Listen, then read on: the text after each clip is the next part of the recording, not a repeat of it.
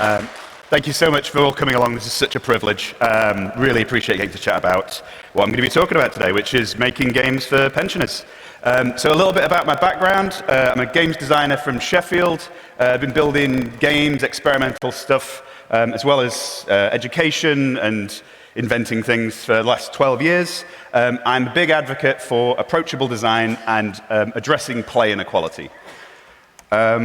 Thing I want to say up front, there's a lot of tech talks that will give you definitive answers and absolutes. I'm just a bloke. I've been experimenting and working with some researchers. There are people who are far more competent in this field than me who you should defer to, but hopefully I give you an interesting perspective, and I'm not immune to bad takes, and I'm very warm. So hopefully this is a cohesive talk. So alternative controllers, this is something that I care deeply about. It's been a through line through my whole career. These are unconventional interfaces that you can use to interact with computers that are different to a mouse and keyboard. And what I really like about them is they are extremely hard to make commercially compatible.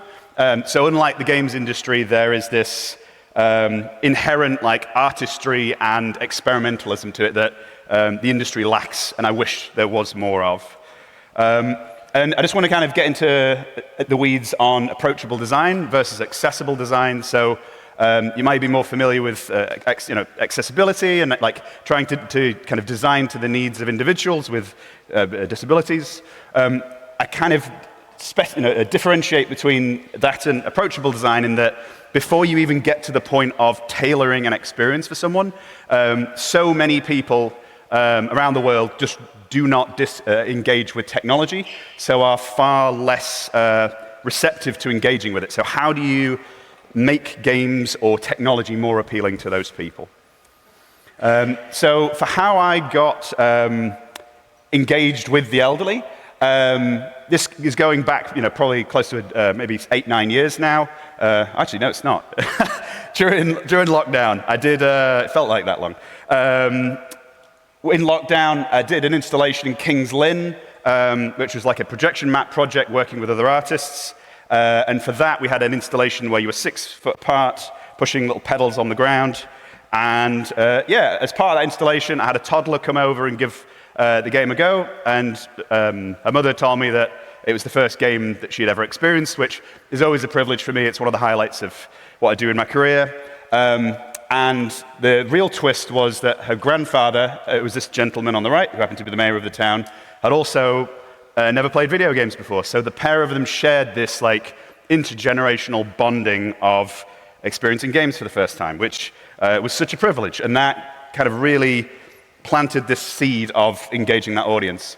Another part of my work is I do hands-on crafty workshops with people, getting them to make alternative controllers out of very simple materials. Craft is a very democratized medium, so a lot of people are familiar with it in a way that they aren't technology. And this lady in the pink shawl here came up with this controller. It was very, very satisfying to use. It's for using kind of controlling a racing game.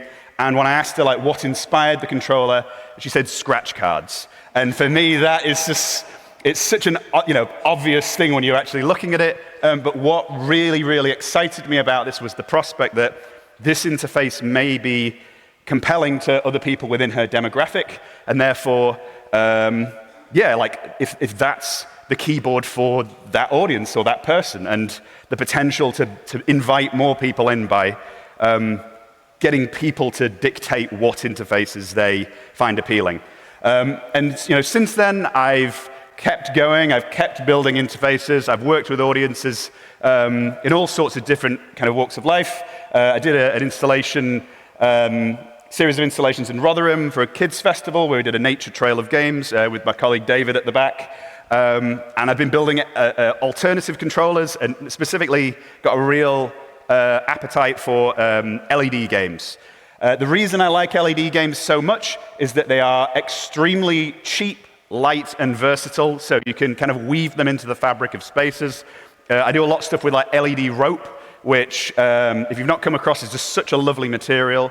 Unlike the fidelity and kind of chasing of fidelity of the games industry, I am far more interested in trying to make tech as like malleable to culture as possible. So finding ways to kind of weave it into spaces, use props that are kind of grounded in people's lives rather than stuff on screens. The first experiment that I did, which you can try out in the beer tent, is Glow Golf, which is kind of crunching the sport of golf down to one dimension.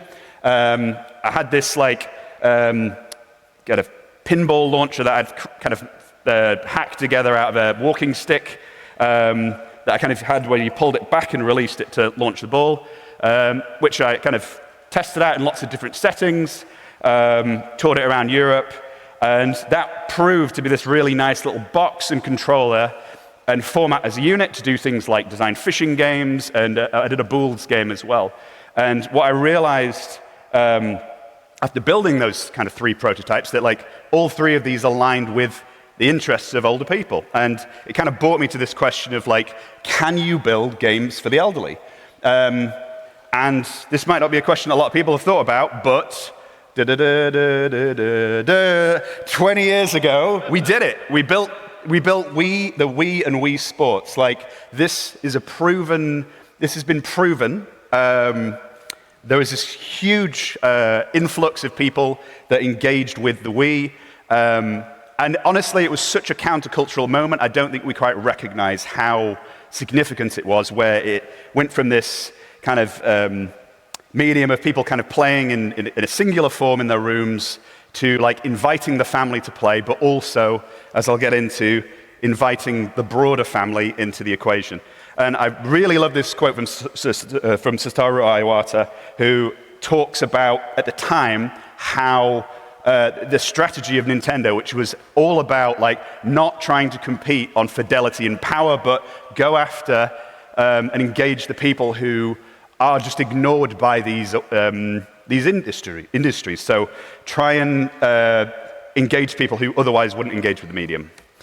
And for why the Wii worked so well, generally they were aiming to engage like kind of the family, but the thing that they did right was that they kind of leveraged muscle memory. So people do things like golf or drive a car or, you know, swing a tennis racket. These are all like learned motions that you kind of get throughout your lives. So there's a lot of a foundation to build on.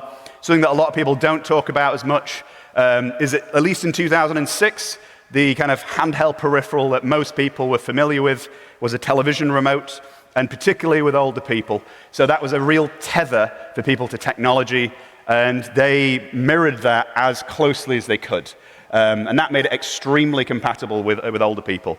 And then a real masterstroke by the team at Nintendo in marketing was including grandparents in the family unit. I can't imagine it cost them that much to do it, but by making it clear that they were as welcome as kids meant that when parents were buying it for their kids, they considered their parents as well, and created the potential for that intergenerational connection. And the legacy of this is just incredible. They, you know, I don't want to say accidentally, but kind of beautiful consequence of designing so broadly was that it brought play in an affordable manner to care homes all around the world. Even 20 years on, organizations like Age UK still reference, you know, Wii Sports and the Wii as a means of engaging people in those settings. It was a massively beneficial tool for research, so around like not only people at the kind of end of life or old, but also in all sorts of different medical contexts and settings, because it was affordable and it was scalable. What I absolutely love is that there are leagues in the US of people doing Wii bowling who are, you know, triple digits. They're 100 years old, and they are engaging with video games, which I could only dream of having an audience of such passionate people. And Broadchurch, they, you know, engaged so many more people with games than arguably anyone had done before at that point, and welcomed people in. And just to show Janine and Gilbert, they did this incredible shot which won an esports tournament in France. The crowd absolutely going wild. I want to build games for those two. Incredible. So, you know, obviously it's been 20 years since. The Wii was discontinued in 2013. And we're at this kind of point now where there's been all this amazing research done, but there's this big question mark around the future of this kind of immersive technology. Like, what's the industry been doing in this time? And like, why haven't we seen Wii Sports 2 or something as revolutionary as this? And it kind of comes down to like an identity crisis within the industry, which is that there has always been this perception, which, you know, was kind of true for a long time, is that the industry was made for the young. And there is this fixation and like kind of die-hard kind of clinging to the young as an audience, and like, you know, thinking that that's just going to last forever. And often the elderly have been thrown under the bus as a means of appealing to the young to kind of cement and kind of withstand that kind of creeping of age of it, and retaining that countercultural status. And, you know, the other thing as well is that there are genuine, real challenges around designing for older audiences. As with accessibility, like, you know, there is, you know, there's the requirements of onboarding for people who have never played games before, and obviously, like, as you age, there are more kind of requirements of disability. One of my friends and colleagues, Alan Zacconi, has a really great quote where he said, as a games designer, one of the most selfish reasons to do accessibility is so when you're older, you can experience your own games, you know, regardless of where you're at in life. And the other thing I want to mention is that, like, keyboards and mouse and gamepads are, from my time building alternative controllers, extremely hostile to older people. And like, lots of people just do not engage with the medium, and I think that's the thing that's keeping so many people out. As the Wii proved that, you know, that you could bring that barrier down.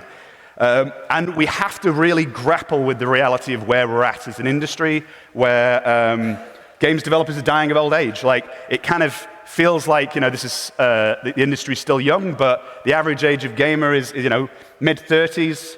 And yeah, like, we've got gamers in their 60s, and we're at a point kind of demographically in the UK where, like, you know, younger people are kind of potentially in the next few decades going to be outnumbered by over 65s, which, yeah, like, we need to start kind of factoring in for that.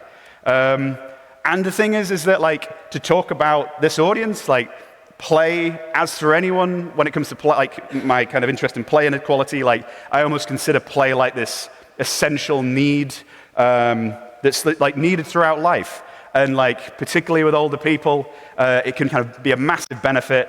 There's so many good things that it brings. And yeah, like, it doesn't have to be fancy technology. It can be board games, it can be kind of communal activities, playground games, but also there is this kind of stigma as adults around play as this thing that we all need. And in the industry, there has been efforts in the last few years to kind of make controllers more accessible. So you've got things like the Adaptable Controller, fantastic organizations like Special Effect who kind of tailor installations for people living with disabilities. And the thing is that there's obviously been a pushback to that, in particular around settings in games, of not wanting to compromise the hardship of, like, beating really hard games. But ultimately, some of the best streamers in the world right now, and kind of, you know, esports players and speedrunners, will get old, and they won't be able to play these games as much as they could before. I love playing games. I have high blood pressure, so there are certain games that I just do not touch now for my health. And yeah, like, as you age, like, these problems will kind of compound. And the one that I really want to talk to you about today is dementia. So from talking to researchers whilst exploring this, like, I have spoken to researchers who know gamers who have dementia now. So, like, the future is here. So a little bit about dementia. You know, it's a condition that you know, comes in lots of different forms. You've got Lewy bodies, vascular dementia, you know, Alzheimer's. There's all sorts of different variants of it, but you have this condition that, you know, between a couple of years to decades, causes a decline in mental health, and, you know, eventually you die. And it is the biggest killer in the UK right now. And the problem with that is Unlike other kind of health crises throughout history, it is extremely stigmatized, so no one wants to talk about it. So not only is this huge stigma, there is a massive amount of suffering of people who can't seek the support of others. And yeah, as you can see here, it will affect a vast number of people in the future, and obviously now, but it's going to keep getting worse. And yeah, like, as an industry, as I mentioned before, there has been efforts to accommodate accessibility, and my drive is to try and push the industry to consider the elderly for those accommodations, and in particular of trying to kind of raise the profile of like dementia and like how we, as an industry, we can address this. From a kind of current perspective of what exists in care homes of the people living with dementia, a lot of the technology is, because of the scarcity of it, it is expensive, it is very kind of hard to maintain, and it's a premium. And the other thing that I care about is that because it's so high spec, it's very hard to react to individuals and to reflect culture. And from this perspective, I basically set out to achieve a series of goals, which was to build kind of interactive play and kind of prove that you could build interactive play with my knowledge of alternative controllers. Something that was like low scope, but still engaging and still nourishing, and using hardware that isn't walled off. There's a lot of talk in tech about, you know, kind of techno-feudalism of like moats and keeping, you know, consumers out from having access to this technology. I want to make this as proliferated as possible. And the other thing is just to get a deeper knowledge of dementia and the communities that exist and the support networks that exist, and use alternative controllers to not only bring installations to those people, but also for it to not be prescriptive, because that's another thing around tech, that often the people that are, particularly the elderly, don't get a say in actually defining what interface they care about, so giving them an opportunity to build their own controllers. These are some of the colleagues and partners that I worked on the project with. It was honestly such a privilege to get to work with all of them. Such a talented group of people.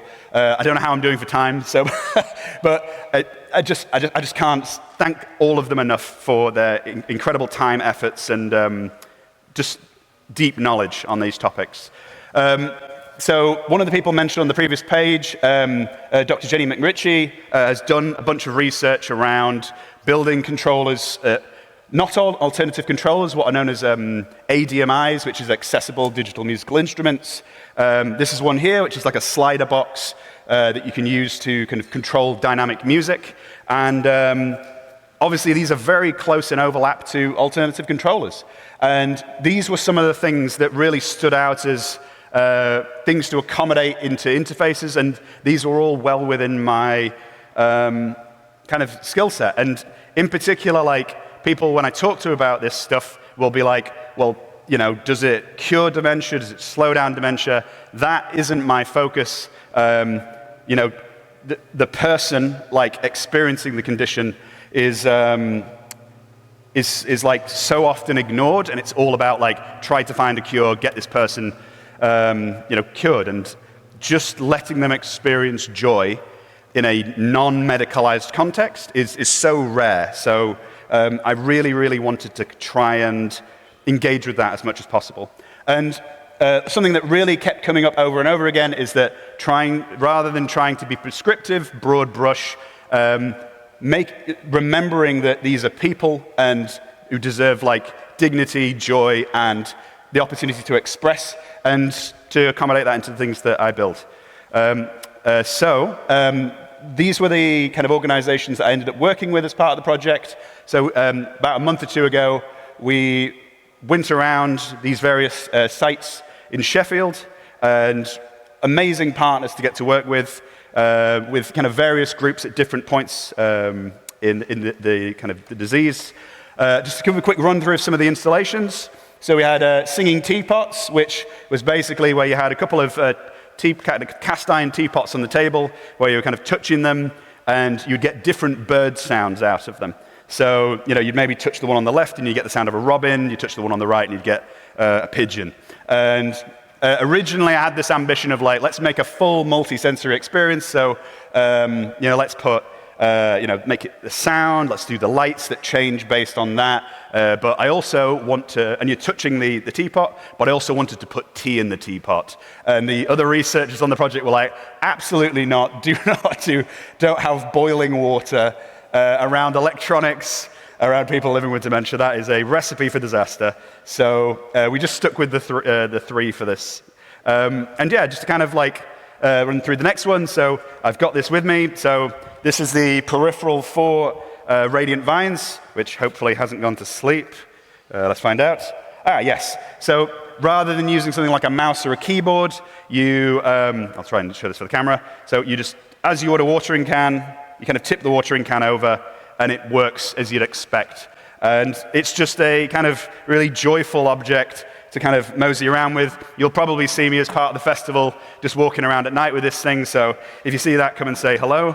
But yeah, when I'm commuting with these equipments, people stop me on the train or the bus and be like, what's that? And plugging it in, it's just so wonderful seeing the kind of joy that it brings from people in the way that tapping a keyboard, no one's going to be blown away by that, at least in the modern century. And yeah, it's a lovely installation. I've shown it at other festivals before. This one, Swirling Duchies, is kind of a lovely kind of cooking experience where you've got a Jamaican Dutch pot where you're kind of stirring the pot, and in kind of having that contact, it kind of swirls the LEDs around the bowl. There's all sorts of kind of different variants. We've got ackee and saltfish. We've got what's it called? Rum punch. We've got rice and peas. So there's a full spread in the kind of different settings for the installation. And the great thing that worked with this installation is it was compatible with skin contact as well. And then the last thing I want to mention is the actual workshop sessions where we were kind of giving people an opportunity to express themselves.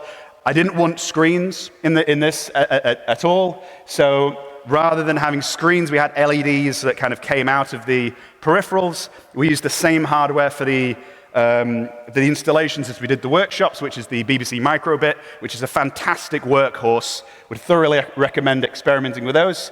And yeah, all you had to do was tap these kind of two wires together, and whatever you wanted to put in the middle of that, it could be two people holding hands, it could be tapping a golf ball to a club, whatever you could connect up with tin foil. The other thing I want to quickly mention is on the actual controller, I wanted to give people a means of expression. So once they'd kind of connected up their controller, we had a dial that allowed you to kind of change the color of the rope, which meant that if you made a fish as your controller, you could adjust it to blue. If there was someone in one of the sessions that made a puffin controller eating sand eels, so they changed it to yellow. And that very minor amount of expression was just joyful and playful to experiment with.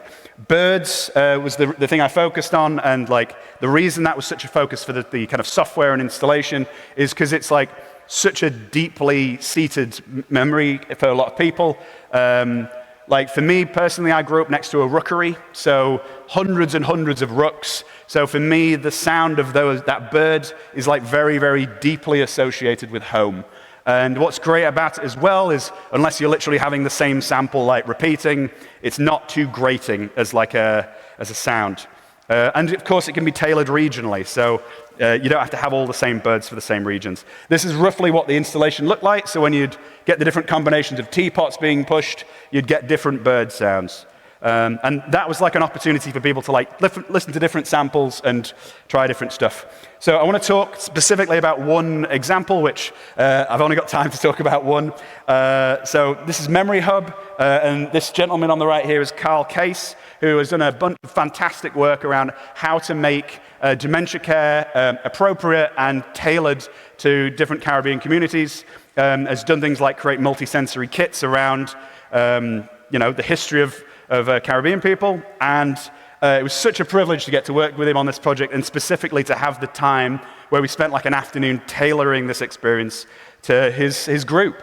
And these were some of the suggestions that we did. So because he knows this group so well, He knew that having a session of singing at the beginning would be a way of bringing people into it, so he selected the song Chi Chi Bud, which is like, it's a song about, the different birds on the island. I should say bud, right, like kind of bird, various birds. So that was kind of the icebreaker for the session. We chose birds specifically from the Caribbean, and we made sure it wasn't just Jamaica, because there was people from all over the Caribbean, and the different samples wouldn't necessarily correlate for everyone. And what was wonderful is he made this connection, because a lot of people would ask the question of, like, what's the link between the birds and the pot? But it's quite common in Jamaica to eat small birds, like when you're kind of growing up, and cook them. So there was that link of, the different sounds of birds and cooking. And we actually got Carl's hand in the game as well, as you saw from one of the previous screens, got his hand stirring the spoons. My partner, Simone, was the one that actually kind of came up with the concept for the controller, for the Dutch pot motion. Honestly, is so chuffed that she got to have that contribution, because her family of Jamaican heritage, her grandfather, Don, bless him, he unfortunately got dementia, and he was like a kind of a keystone in the local community, was involved with an organization called Sedaka, and it was just wonderful to get to give her that opportunity to give back to other people who were living with the condition. And the other thing to mention is my extended family through them were willing to give their Dutch pots, which are very expensive objects for the installation. So in terms of how it went, it was a wonderful session. We had about 25 people in, which I was absolutely bricking it for. The other sessions were like between 9 and 10, so getting nearly 3 times the amount was quite intimidating, but we had so many amazing volunteers and people to hand to make sure that these sessions went well. Honestly, it was so much fun. This was kind of like a rough schedule of what we did. And what was so satisfying is I was really nervous when the session started, and one gentleman walked straight in with his cane and saw the Dutch pot and just started tapping it and started singing Pass the Dutchie. And I was like, yes, we've got him. So like, at that point, I knew and I had that confidence that like this was a recognizable object, and that was that entry point to kind of engage. And we had a lovely activity of everyone in the group holding hands and touching, either part of the pot to trigger different bird samples. And we kind of talked about stories of growing up, in Jamaica and around the Caribbean, and the histories of, having like cockerels and roosters around you, or different birds and different histories. And it was just so lovely. In terms of the actual hands-on sessions, it was so well received. We had so many different controllers being made. There were some lovely touch points where we had, for example, some of them decided to make different islands of like where they'd come from, and there was 2 people in the session who realized they had relatives who lived within within the same neighborhood, and recognized different landmarks, which was just lovely to have facilitated. I'll show you in a sec the various kind of different peripherals. Like Carl himself was really chuffed that like how locked in people got on building this stuff. It was just wonderful. It was really, really good. The other thing to quickly mention as well is that in particular, like a lot of older black women don't necessarily get to engage with technology, so getting to give them that opportunity to express within the medium was just wonderful. It was such a privilege. And these are some of the kind of wild controllers that got made. So these 2 gents on the left, these are the islands that they kind of put together. We got handbags, we got water bottles, we got little birds, we got a shark and a swimmer in the bottom right there, and we got the cross, which it was really funny is when she held up the controller, it was just like, this always works for me, connected it up, and it kind of showed the lights. I was like, that's right, that's awesome. I've got very little time, but like, I just want to give a couple of extra anecdotes from the other sessions. So from the first session we ran, there was a gentleman who wasn't able to engage with the controller because he was so far on with the condition. But when the bird sample started, he started whistling vividly, like the kind of so precise, the calls of the birds that were playing, completely out of the blue. And when we asked his wife like where that had come from, he'd spent a lot of his life in the woods and kind of recognized these calls. And unfortunately, from losing his sight, he wasn't able to engage it anymore. And like, I loved the fact that he was still able to participate. When I showed the radiant vines at the botanical gardens, this gentleman, he came up to give it a go. He started watering the pots to like trigger the lights, but then he also started kind of reaching over and kind of pouring water onto the LED ropes, or kind of light-based water. And whilst there was a temptation to correct him, what we did instead is we moved the pots to those areas so it kind of matched his expectations, and the installation was better for it. And I loved that kind of duet, or like kind of dance of being able to adjust the installation for him. And then the last thing I want to talk about is an example of non-approachability. So someone in our last session was terrified of snakes. So the actual LEDs kind of snaking around looked a bit too much like snakes for her to want to engage, but I still got a chance to chat to her in depth, and we kind of talked about how her relationship with play had changed, that she'd loved Scrabble growing up and throughout her life. Her father was a mathematician, and basically that like she couldn't do the maths anymore, but she still loved filling the board up, with all the letters and seeing if she could fit all the words in. And just the idea that like she had taken it upon herself to dictate what play meant to her in a way that was approachable. And I just wish there was more opportunity for that. I really want to emphasize like how critical it is for us now to accept that it is possible to design for these audiences, and it's possible for these audiences to dictate play for themselves. They are eager, and we should accommodate their interests and engage them. And it was just such a wonderful time. The actual research paper from working with the university should be kind of finished in the next week or so, so hopefully that'll be out in the next couple of months. And it's just been such a privilege working with. I also want to quickly highlight that Landon, kind of the lead researcher on it, has worked so hard on it, and I just want to say a massive thank you to him for all his efforts. There is still time for us as an industry to make this right. There are people who will have died without never experiencing the games industry, but there is still so many more people that we can engage. In the next 20 years, there's going to be so many people from our medium who have cherished games throughout their lives who will not be able to keep playing games, and we have to accommodate them. Even just like a tiny fraction of what the industry, pours into the thousands of games that come out each month, even like 5 of them going to these audiences, these deserving audiences, would make such a huge difference to the lives of millions of people. And I also added to this that like Hackspaces, I love that this is here. This is my first EMF. It's such a joy to be here, but I just wish that we could, as a community, bring some of this stuff, the wonder of this space, into places that are just so often in a drought of play and interactivity. So in terms of where to start, the key thing that I would highly recommend is do not try to do this on the standards of the industry. Use scrappy tools. Like, I am not a professional programmer. I have botched my way through my career, and thankfully I have some interesting things to show for it. There are so many great tools. Use tools made for kids.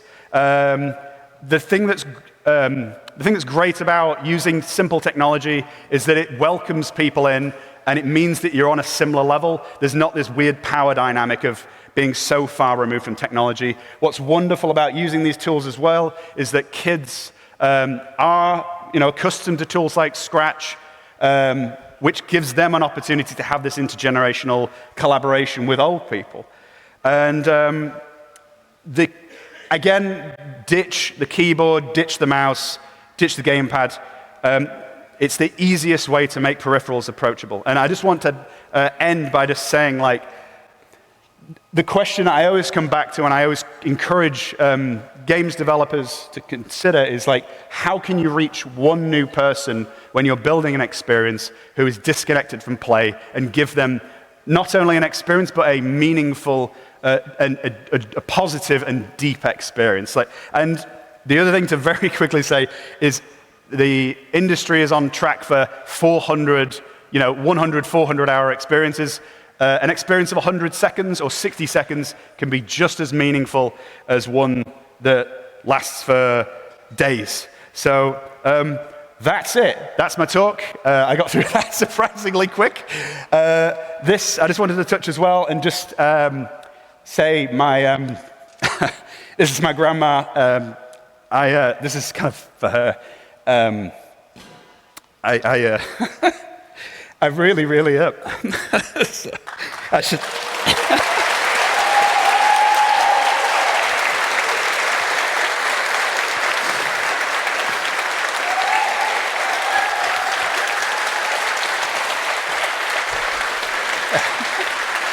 Yeah. Okay, take a moment. Yeah.